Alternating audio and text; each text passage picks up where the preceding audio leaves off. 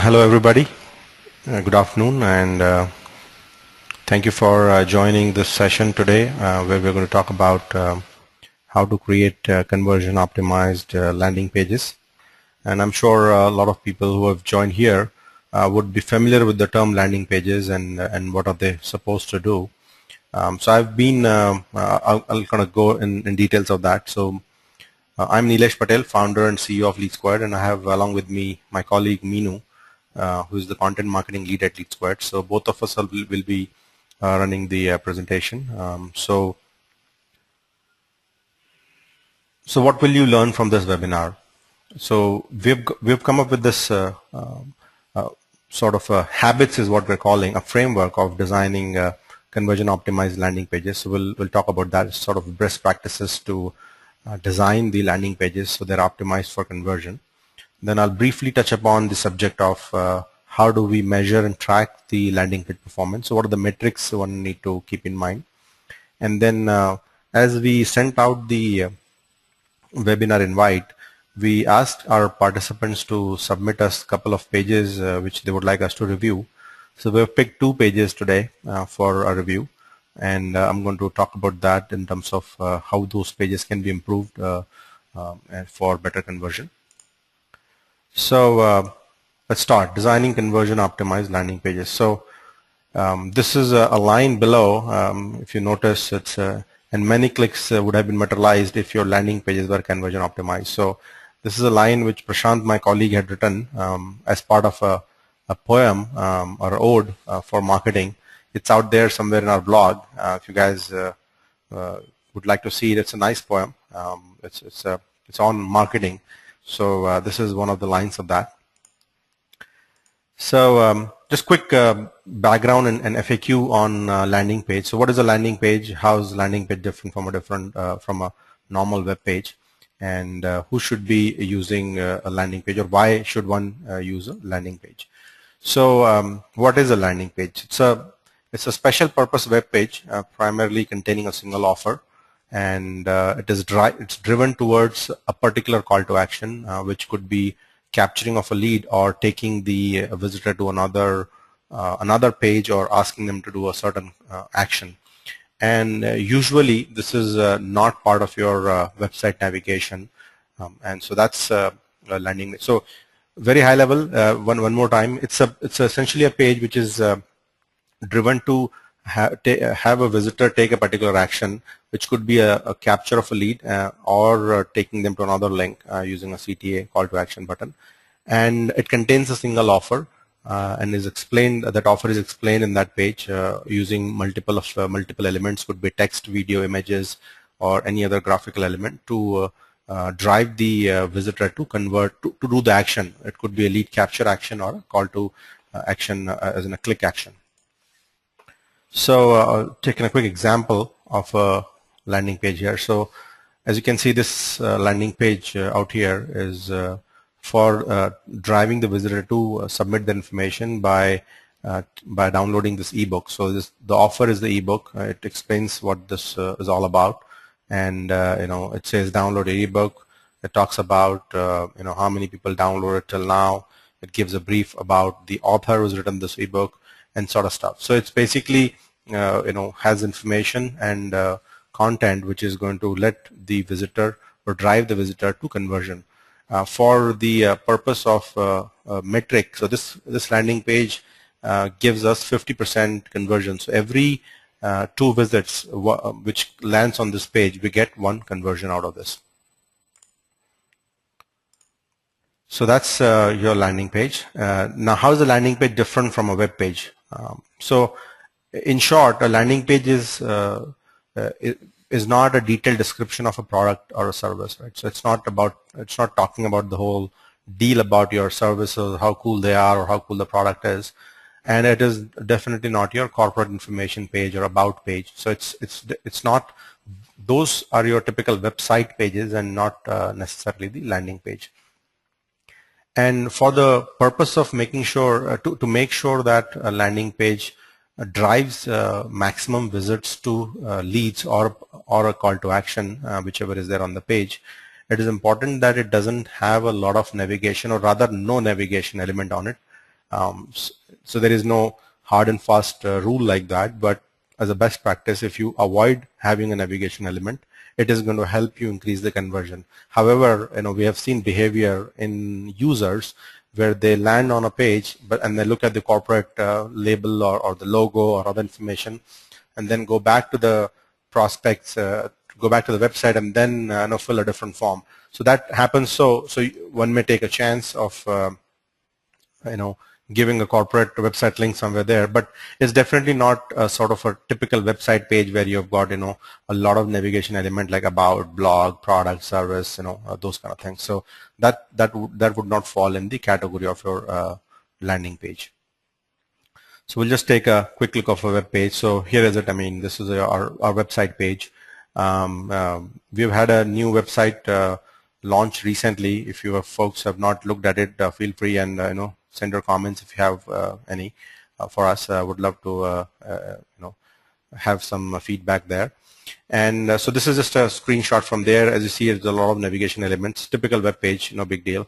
And this is your landing page where we are talking about one specific element here, which is which is a message on the page. It doesn't have any navigation. So if you click any of the elements, it's not going to take you anywhere. The only navigation is allowed is this create your free account action. So if, so the visitor has to fill this form to go to the next step, or they have to abandon it. So so we have a clear message. We have got a navigation here and a lead capture form. So that's your a few key elements of a landing page out there. Then who should be or why should one use a landing page?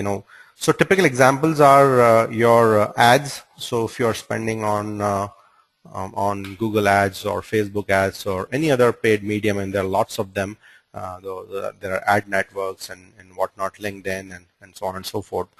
So if you're generating leads from those ads, then you can get the traffic to a landing page, or you can also get the traffic to a website. Now, if you have a single offer or a single purpose, single offer out there, it is a good idea, a very good idea, to put that on a landing page and drive the conversion there, versus getting somebody on a website and then letting them confuse on the website, and then you would sort of reduce the conversion for your for the traffic. So it's a good idea. So for the purposes where you're generating leads, have a single offer. It's a very good idea to get them on a landing page. And the other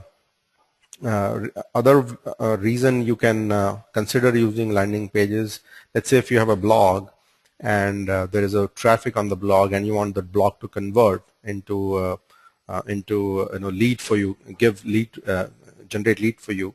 So you would want to keep certain call to action elements on the blog. So if you get traffic on a blog, then you have this offer. So let's say we have put this offer called Google Plus Guide for Marketers. So anybody who's reading one of these articles may find this interesting and go to our landing page where we are giving this particular offer for download. So these are the typical use cases for your having and using the landing pages. Now we'll talk about what are the key elements of conversion optimized landing pages. So what all these elements are and what the landing pages should have. So we call them habits. It's a short name of headline, action, benefits, image, trust, and speed. So these are the elements which ideally should be there, but there are business cases where one or more may not be there, and it's still okay. But these are the if you can muster and put all of them together on a page, there is a very good likelihood that you will get a high conversion rate on your pages. So that's your habits page. Now let's just see. I'll just take an example here of what I mean by all these acronyms of HABITS. So let's just look at it. So this is your headline. This is your action. As you can see, the enroll me. The headline says, what is this all about? There are benefit sections. You talk about what are the benefits one will get after enrolling. Then your image is there. So it's just going to make the connection with the visitor. Then you have trust elements. As you can see, this badge is there. There are testimonials, and then there is we are giving a reason to the visitor to sign up early so that they can get a discount, and its offer is valid to a certain date. So there is a purpose and a reason for them to sign up quickly. So let's talk about headline now. So the visitors spend very few little time on anything they visit on the website or a landing page or wherever on the web, unless it is of importance and relevance to them. So typically, visitor spends few seconds, less than 3, I would say, on the page, on any page, and unless they quickly make a connection with the landing page, there is a likelihood that you'll get a bounce off from that visitor. So headline should deliver the message in as few words as possible, right? So you should very succinctly talk about what is that you're trying to sell or advertise or talk about in as straightforward and understood in a language which is well understood. So that's what you should be focusing on. Then if you're using ads to drive the traffic or any source you're driving traffic from, the idea is that the message which you are relaying in the ad, or it could be your ad copy or the image or whichever is giving you the traffic, that needs to be substantiated back on the landing page. So if you're saying that you're offering a cool landing page solution, then the page should talk about that you have a landing page solution which is cool, and what does it do for the user or the customer.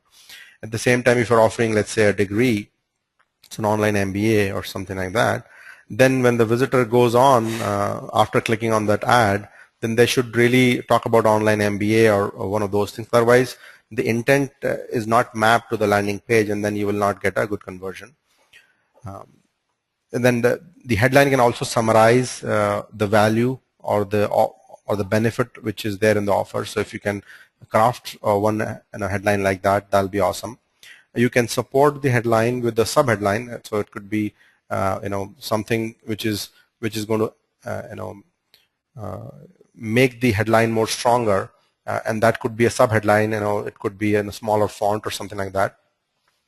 Then your headline should be visible, obviously the most visible element on the page. And then you may also use numbers in your headline and stuff like that. So we'll just take an example here, which is easy to. So this is one of our ads here, which is saying how easy it is to build landing pages. So if somebody lands on one of our pages, then they see that it is about making a landing page in minutes. So we are really making it relevant for the visitor to look at the things which they were actually searching for, rather than showing them something totally opposite of what they want, right? So that's your quick relevance example. And let's see what we have here. So now you can see the headline in this case can also contain numbers, as we mentioned, or your benefits or your offer. So it sort of gives the very strong message out there at the beginning itself, so that we can hold the visitor's interest and let them look at other stuff we have to offer. Then you have the action, which is your what is that we would like them to do if they like what they see, right? So we need to make sure that the action which we have, which is our call to action, is persuasive and directed towards taking the user a certain action. Preferably it should be above the fold, but there is no reason it has to be. It is preferable. And you can make a judgment by running some sort of test where you can see which version works better for you. And it depends. There are certain cases when a below fold CTA has done extremely well, because the top area was used by to communicate a message, and the message was so well communicated that the visitor is willing to go down and look at the stuff. Then it should stand out.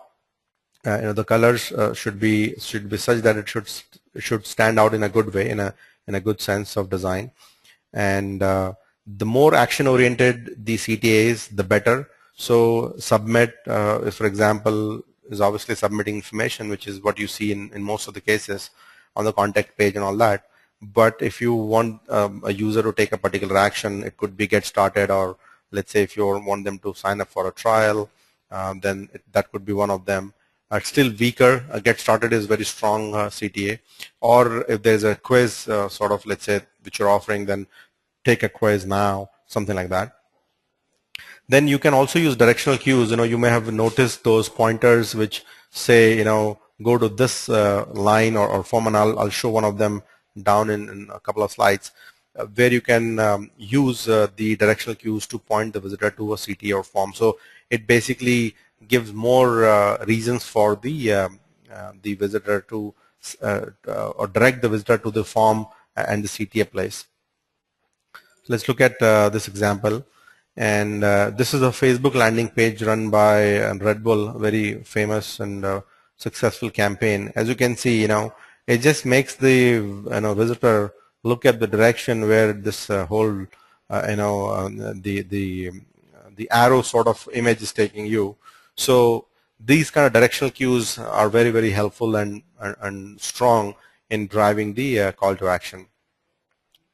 Then we have the third element, which is the benefits. So if we can emphasize the benefits in the offer headline, great. Ideally, it should be. Or if we are not able to do that, I mean, then we should be able to have the bullet points or supported by images, or images supported by the bullet points to highlight the benefit of a certain offer. And the important thing to understand is we don't have to confuse the features with benefits, because value is not about who you are, I mean what your product is, but what is the benefit somebody can derive out of using the stuff which you offer. So I think that's important. So for example, a benefit could be increasing employee engagement, retention, productivity, versus talking about that you can create a sort of entity in our product, or you can create a certain feature in our product.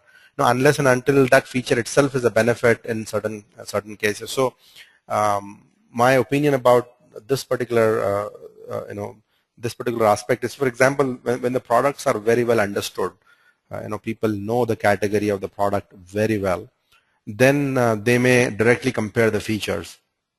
So very common, if you buy cell phones and those kind of things, you would know that the feature itself sort of turns into a benefit or interest area for visitor to, or the potential buyer to decide on a particular product, right? So in those cases, obviously, if I say that benefit of a phone is that you can talk and you can browse the web pages, but those, like, everybody offers them, right? So they are no more a benefit in that sense. So features, the cool features which one can look in those kind of products, again, have certain benefits, but most of the time, those cannot be sort of distinguished from the benefits.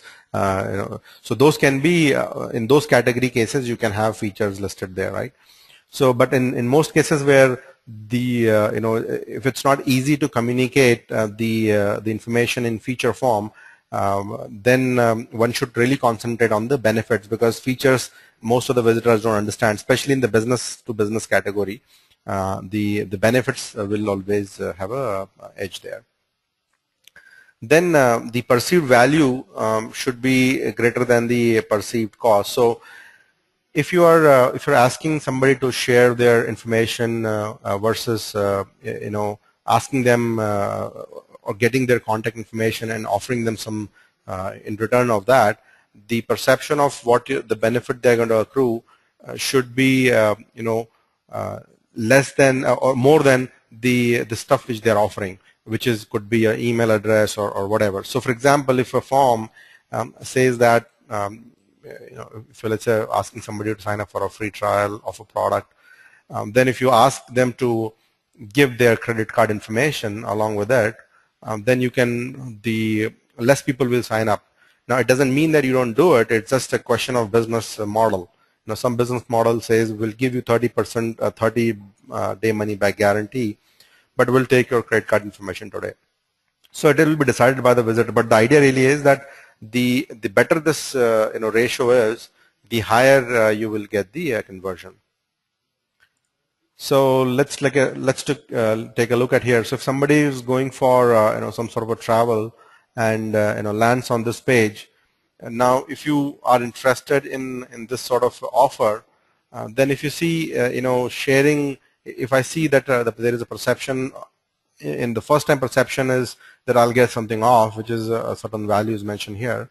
Now, in this case, if I get this amount off, I don't mind sharing my name and other information if I am interested in this sort of offer. So obviously, if you're not interested in going to Kerala, then obviously this doesn't make any sense. But if you are, then you may want to sign up for this offer in return of giving your name and email.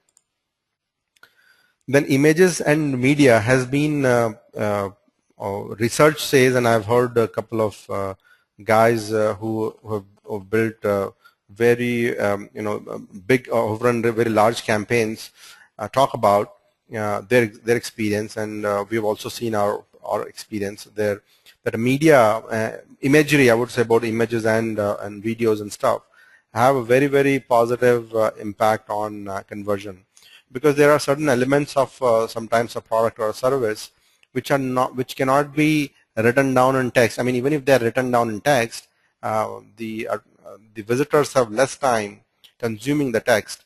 It is possible that they may look at an image and exactly understand what you are trying to offer, right? And otherwise you'll have to explain the whole thing in the text. Same goes for the video. So there could be certain concept which you may explain much better in a video format, and so those cases, the conversion rate would definitely increase if you're able to express the benefit or the offer in the format of a video or certain image. And the research is backing this claim. So it's not just something which we are saying; it's what people have experienced out there.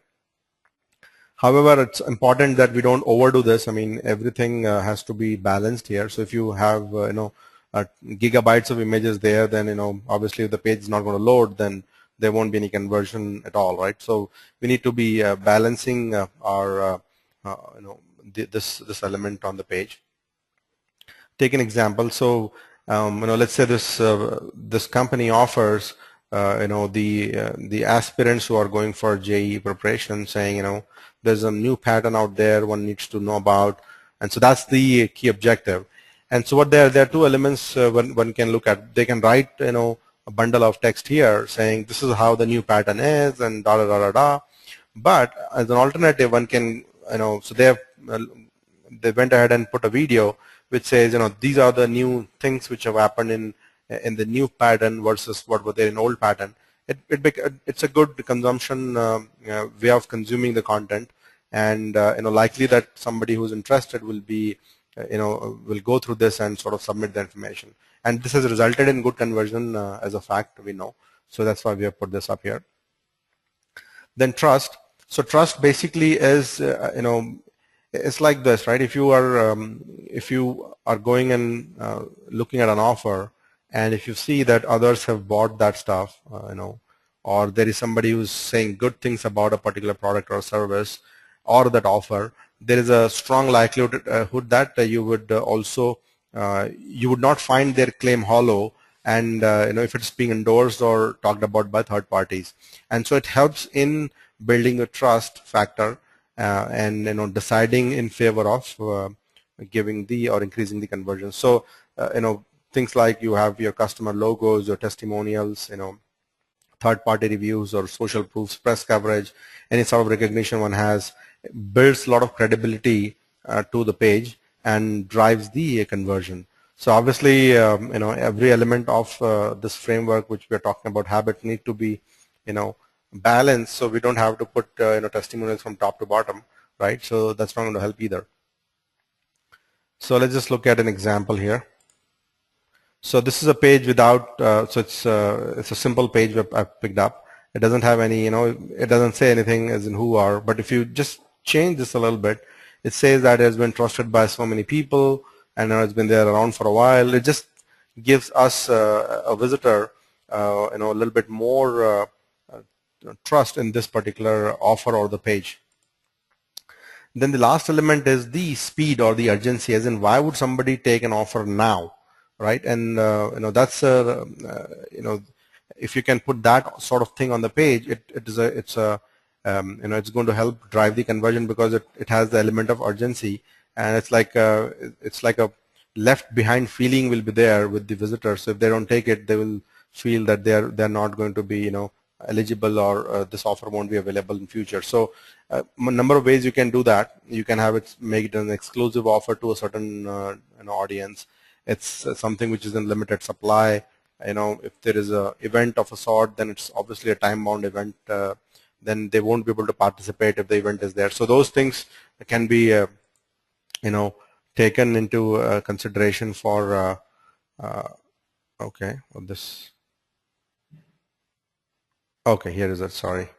So if you see this particular page, it says that you have got something going on in Bengaluru, where there's somebody teaching the dance stuff and helping people dream big with that.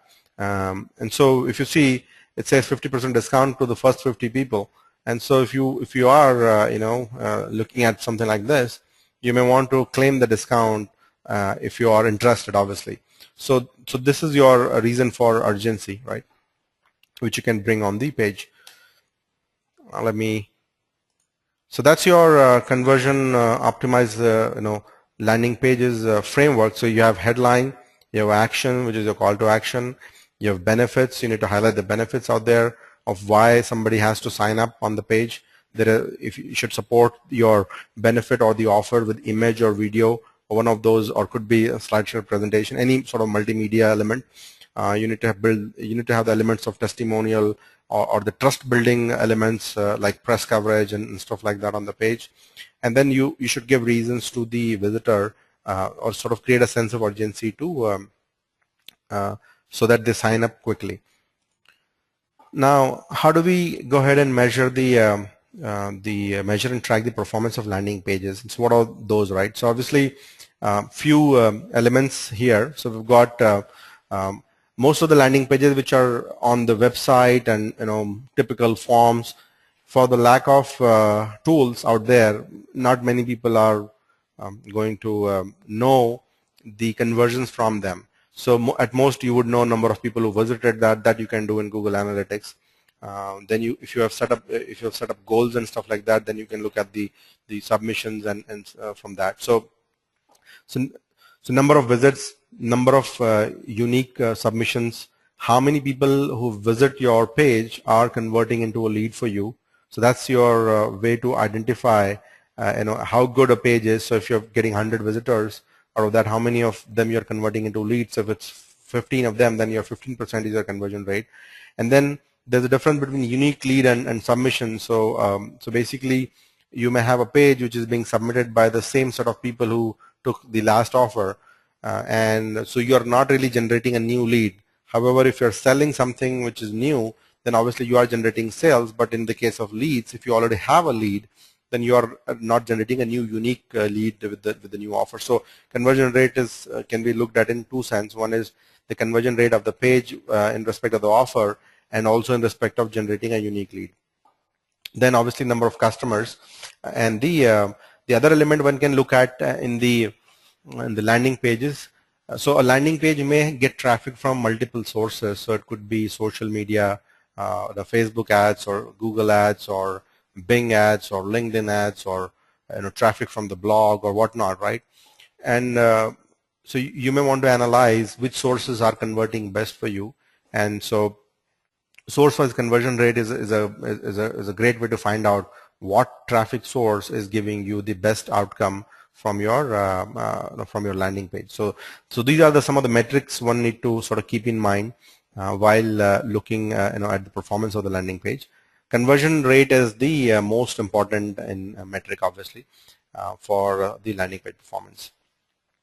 So for today's session, we have got a few entries where we would like to, who would like us to review the page. So in the interest of time, we've picked just two of them, and so we'll talk about that. If we have some time, we'll probably look at the others too. So I've got one from Sunstone. They are customers here, and of LeadSquared there. So I'll just quickly bring their page up here. Okay, so this is the landing page which Sunstone is using to drive the new leads for their 1 year MBA program for IT professionals. So it's a page which they have put up there. So now let's see what elements we can sort of look at on this page which can improve. So I've got some points presented here, took down here. So let's just look at that in the so first, I think the color combination, the way it is placed, can be sort of looked at one more time. So it's not really going gelling well with all the images, the stuff we have here, right? So we can look at that. For example, this the color here with the the label colors. They are dark, and obviously the background is also not light. It's also dark. It's not looking very nice. I mean, so this can be sort of quickly looked at. So these elements. Then there's a lot of whites. There is no white space in the page. So it's a lot of text. I mean, it's a whole lot of information here. And somebody who's just coming onto this page from let's say from Facebook traffic, may not find this immediately appealing. Because there's so much information here. So I think some information can be spaced out or reduced on the page. So that's another. Then it's a very common image, the quality of images. I think marketers work very hard in putting all this together. But what happens is even all the effort, sometimes if the image quality is sort of not like sharp, then it doesn't give a very good impression, or rather from a visitor standpoint the consumption is not very good. So I think the images can be sort of looked at, plus the image needs to relay the benefit also. So that is also another element here. So this image certainly talks about people who have passed out from here, so that's good, but it doesn't relay the benefit which can be so if we change the image with something different, then we will be able to sort of drive more interest and retention on the page, and able to convey the message better. So I've got some thoughts about that as well, which I'll talk later. Then we have the elements like level 1, level 2, and level 3. So if you see the level 1, right, I mean level 1, level 2, level 3 is not a commonly understood term by students or somebody is applying for an MBA. Now it may mean something internally for Sunstone, so there could be a different programs, but it is not understood by somebody who's signing up on the form for the first time. So I think the terminology is not generic, which is sort of understood, so understood by a large audience.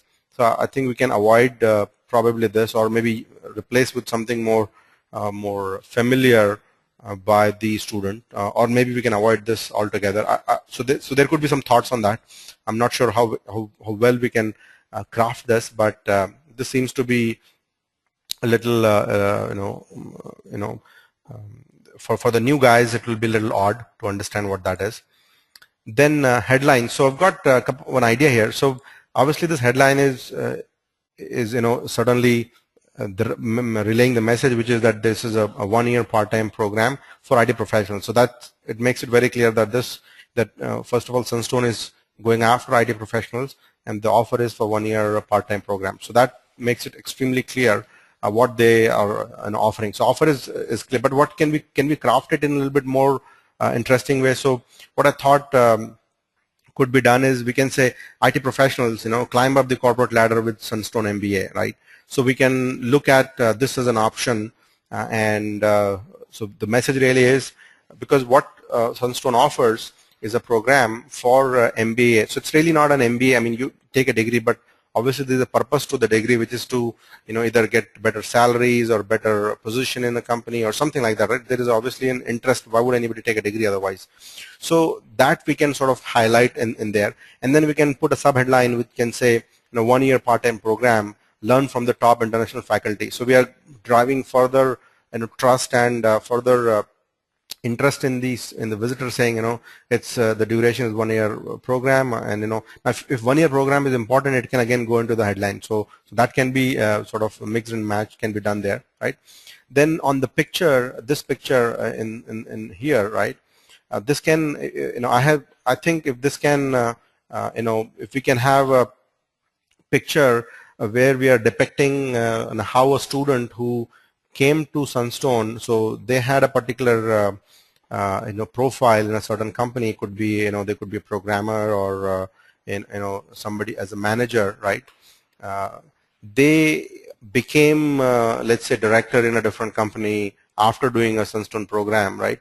So if we are able to, if we can display those transitions in sort of an image, now I can visualize something where we can say, okay, the person was here but was taken here after they got the Sunstone MBA program. And so there is something unique about Sunstone MBA program that sort of takes one from one career profile to a different career profile. And we can take 3 or 4 such career profile as an example. I mean, I've just taken this particular image only, which is your image here. So Amit, for example, has done as a senior associate in Cognizant. Now, was he a senior associate before he took the program or after he took the program? So I think that if you can highlight in context of Amit, or even without in his context, I mean, that one can the designers can look on that. It can give a very it can clearly show the benefit which this program offers to the student, right? So that could be one. Then I think I like the fact that we have got a lot of the students come from a very vast array of companies. So I would say probably 100 or more, I'm sure, which are all big names, right? So the students from these companies are joining the program. So we can we can just sort of modify the line a little bit here, where we can say student across hundreds of companies got a leap in their career by our program. So you can then say, okay, these are those companies where people come from. So I think we can do a little bit change in the copy there. Then I don't see any testimonials on this page where a student. So obviously here this element is highlighted. It says this is their earlier role and this is their current role. So very clearly we are saying that, okay, there was an achievement. One guy from role A went to role B. But what did they tell about the program is not substantiated anywhere in this. In fact, we have written a testimonial from faculty, which I think can be removed, because this is for the student, not for the to highlight. I mean, the name of the faculty and all can be there. So I think we can sort of look at this element where we take the students' inputs and sort of put it on the page here instead of the faculty, I would say. Then the form header, I think the form header is very weak. Just say contact us now for details. I think it's a weak headline. So that can be changed in one of the two ways. I mean, depending on what the offer is. So we can have an urgency where we, for example, if there is a start date for the program, and then ask them to sign up because there are limited seats, or there is a certain discount or whatever, whatever it could be. If there could be an element of urgency which can be built around that, and then we say sign up or get started or something like that. Similar, if that is not the case, then we can go for a free consultation, saying request for a free consultation, and then in the button we can say book an appointment, or I would like to talk to them now, or something like that. Which so right now it's very weak, so it won't drive a lot of interest. So I think these are some of the changes one can Sunstone team can look at. So if Sunstone members are online, I'm sure you got some of the ideas here. If you're not, then we'll obviously email this to you. Then let's look at another page, which is from one of our other customers, Dumbbell. So I hope Dumbbell team is on here. Let's just okay, here's the page. Okay, cool. So this page, now let me just bring my thoughts here. Okay, now let's just look at a good look at this page first, right? So it says 2014 your best running year, and then there are some information around our coaches who are trained and stuff like that. So you can see it's obviously a institute which offers very high quality physical training to make people achieve their those goals which they have always wanted to do but could not do, like doing a marathon or those kind of things. So very interesting concept, and I mean, I like it a lot, this whole concept here. But let's see what we can look at this page, right? So if we look at this page, I think first is the I think we can look at modifying the key headline. So if you see, the headline is sort of vague in nature. It says 2014 your best running year. I mean, if you see, a lot of people do not want to have the best running year into that's not what they think. They may think that so we can say something like, do the with our help, make your first 10,000 meters or kilometers, the 10-kilometer run with us. Get trained to for your first marathon. So that is a goal oriented headline, which we can sort of which we can write there. So that's the first feedback. Then let me sort of bring some others. The other thing which I sort of which I found a little odd is there are too many sort of colors out here, and then it is very obvious. You can notice there are too many call to actions, like half marathon and training plan and sign me up now, and so I don't know, what do I do? I mean, then start training. There are like 3 or 4 of them. So I think we need to restrict this to one. So that's the important, because otherwise I'm just sort of confused here. What do I do here? So that's another one. Then if you see, before even building the credibility, we're asking them to sign up. So there is no credibility built up here. I mean, then immediately we are putting a form there. So I think one can so the couple of things here. So headline can be goal oriented, and we can sort of look at the colors one more time. CTAs are weak, and there are a lot of them. So I think that can be pruned, certainly. If any CTA is not doing so, if so Dumbbell team will already have data in terms of which CTAs are doing better for them. So I think if there are certain CTAs which are attracting more clicks, so it is obvious that we can remove the other ones which are not. Then I like this section of how it works, right? I mean, it nicely explains, even though the text is too much here, in my opinion. But if you can sort of make it more, we can be more innovative about it, certainly. But even then, this whole way it is structured, I really like it, because it is, it tells me 1, 2, 3, and then there's an end result to it. Now, this how it works can be brought up, because you are basically tying it up, this how it works, to what you probably would put on the headline, which is making them achieve a goal, which is your marathon or first 10 kilometers and stuff like that. And this is how you're going to help them do that. Now, both of them ties in really nicely together, so it's going to attract the attention, and then you can go and ask for the contact information. So that's there. I think it can go up. Then, as I said, there are too many CTAs asking for attention, so that is also going to we can reduce that. And then I like the 30-day offer, but it is way down in your page. It's such an important offer, such an important sort of trust and guarantee element. I think that can be brought up somewhere here, so somewhere near the call to action. Now, there are multiple call to actions, obviously one needs to, so once you prune that, you can sort of position it accordingly. Then I found this little odd, this call number here, but I'm sure there are reasons to put it, but that can be, we can look at repositioning that element. And I think if you have how it works section here, then I think this complete solution piece can sort of go out, possibly because you are only focusing on, let's say, this offer, which is a 10,000 run offer.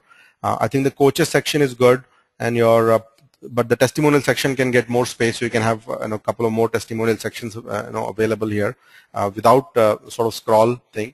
So I think these are this is my sort of feedback on this page. And since I don't know the conversion stats of it, I don't know how well it is doing. But you can, if you know the conversion stats for this page, probably you can take a call on how to sort of go ahead and you can compare based on our suggestions what we have given on how to sort of improve. And if this will basically improve your conversion for you, right?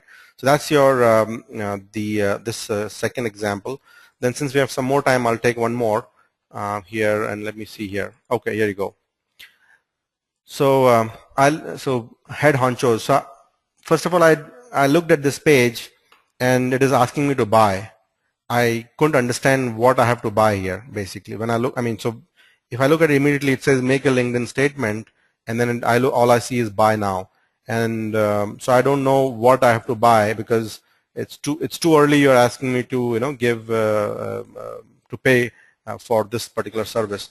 However, I like the layout of how these elements are sort of placed, so that's pretty interesting, which is very nicely placed, so that can be good. The testimonials are there.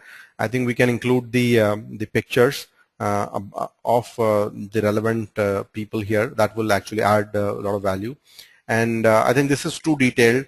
There's a lot of text here. I think that can be pruned here. Same here, and you know this stuff here probably looks very similar to what is here. So I don't know, couldn't make the lot of difference between the two. So there's a lot of text here, so that can be pruned. And then if you already are getting success where people are asking buying your stuff from here, then I'm sure you are doing it correctly. But in my opinion, I doubt if this page is generating a lot of business value, business immediately. So I would love to hear what is out there on this page. But I felt that there are multiple things which are lacking here. I mean, imagery can be improved if it is to do with LinkedIn. I mean, there are a lot of ways one can look at. For example, if you had a LinkedIn page from point A to point B, if you have taken somebody, then what is the measure of improving the LinkedIn profile? So one can say, is it number of followers, or is it number of people connected with the profile, or what is that you have changed in the profile for somebody? If you can sort of highlight that, because it's a heap of text here basically, out there, which not many people would be interested in reading.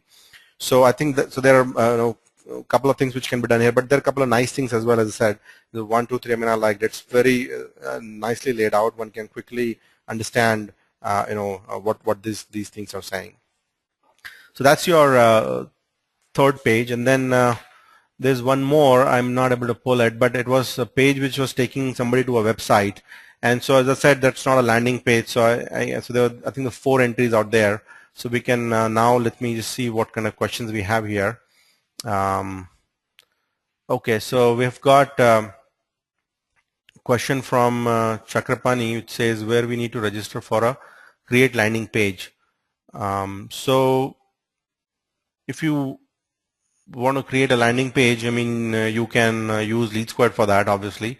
And then, there are other tools as well out there which you can use, so that you can do. Then you have one question from Santosh, putting YouTube video on the landing page, then people will click it and deviate to YouTube and end up they're not filling the form. Santosh, that may be a perception you have, but as fact, it is different. I mean, people do look at the videos, and if they like your message, they will fill the form, and we have done those experiments, and they do fill the form. They don't go away because it's a function of what is there in the video rather than And then other thing is, you don't have to always host the video on YouTube, right? There are other platforms too. There is Vimeo, there is Vistia, there are so many others. Because in YouTube, when the video ends, you see some 10 other videos out there which will be which somebody can click. So I think you can go for another professional video hosting, right? So that you can sort of look at. Do we have to mention privacy policy for the offer? I think yes, it's a good practice. We should mention that as a link. Then Chakrapani is asking if we provide training for AdWords. Chakrapani, our training is free. It's available on the website. Go and download the videos we have there for AdWords. So feel free. We don't have a paid training right now. Whenever it is there, we'll definitely let you know. So these are the questions there. Is it okay? There's a new question from Umesh. Is it okay if I use my own website content for my landing page? Absolutely. I think what is important is what is there on the landing page, and whether what is there on the landing page is making sense to the traffic which you're bringing in. And so I think that's important. Whether it's a content from your website or somebody else's website, it doesn't matter as long as it makes sense to the visitor. What all things need to take care for creating a landing page for B2B business? I think in B2B business, again, it's a function of the offer, whether it's a product or a service or a consultation, what kind of business it is. But I think, in B2B, logos matter. testimonials matter, and ability, if it's a high value stuff which you're selling, then ability for somebody to reach you out, the phone numbers and stuff you should sort of put there.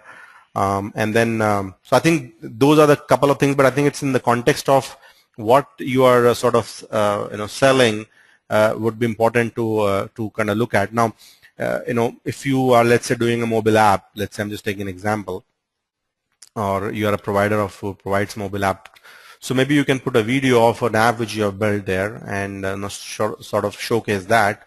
That could be an interesting interesting thing to consume by the visitor, to see, okay, this is the kind of apps you have built in. So you have to, so if you have a services which you're offering, then you have to showcase the portfolio. But the point is, if you cannot write a case study in the landing page, I mean, that's not gonna work for you, right? So that you have to kind of look at those elements. So I think that will be my sort of 30,000 feet input for the B2B, because it has to be in the context. Now, what can be an interesting offer for B2B though is that if there is anything which is of interest and value to your potential customers, and that if you put as a white paper download or as an ebook sort of download, I mean, and then you highlight what are the benefit they would get out of reading that ebook, I think that'll be an interesting offer for them. And ebook landing pages are not that hard to make, so you can sort of look at that. So you can put a cover of the ebook, you can put the benefits of what somebody would read, gain out of the ebook, and then this is the title of the ebook, and then say it's free and download now, and that kind of stuff, and the name of the author and those things, right? Can the landing pages be posted on Facebook? Yes. So that's a question from Vinay. Absolutely. So you can have your landing pages on Facebook. So there are two ways you can do that. One is, if you run ads, you can always put a destination URL as your landing page. If you're doing, if you're putting a landing page as a tab on your Facebook page, then you'll have to do some. You probably have to install an app. So LeadSquared has an app. If you use LeadSquared landing pages, that app can be used. So you can look at that. Then there's another question: is after publishing get some URL, so how to post on Facebook? As it is it possible to elaborate? So you'll have to add a custom tab. I think there is an ebook out there on our website. If you can refer to that, it talks about Facebook landing pages. It's going to explain you how to do that. It's a straightforward one, and that we can send it to you. You can sort of download that. Where can we see the sample of MBA higher education landing pages? I don't have a sample ready with me, Suren. I would have showed you that otherwise. Right now, I don't have it available at the moment. Well, I guess we've answered most of the questions out here, and looks like a lot of people there today. Thank you all for joining this session, and we will be, we'll be sharing this content of the webinar over next 4 days, in 4 business days through email. It will be, the recording will be available, and these FNA, these FAQs, these questions which most people have asked here, we will probably include them in our blog. And Suren will try to see if we can give you a sample education landing page, for you. So I'll see if I can send that link to you. If you sign up for Suren, if you sign up for LeadSquared free trial, there are certain templates there in LeadSquared. You can sort of look at that. Maybe one of them will fit your needs. Yeah. Okay. Thank you all for joining this session, and really appreciate your time. And you have a good day and a good weekend, and we'll meet again next week or the week after. Thanks. Have a good day. Bye-bye.